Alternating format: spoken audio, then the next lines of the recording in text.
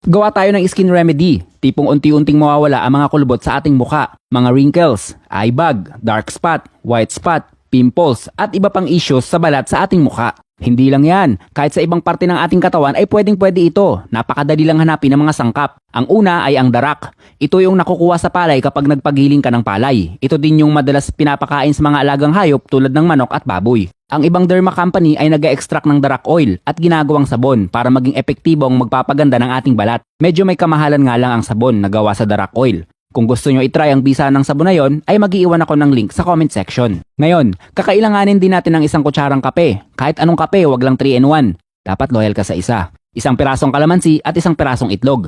Ang kailangan lang natin sa itlog ay ang egg white niya. Ang lahat ng sangkap ay number 1 na may magandang naitutulong na ikagaganda ng ating mga balat. Paghalu-haluin lang ang lahat ng sangkap. Sa mga nagkakaedad na at nahahalata na ang mga kulubot sa muka, bakit hindi nyo ito subukan? Walang mawawala, mura lang ang mga sangkap. Ipahid sa balat na gusto mong lagyan.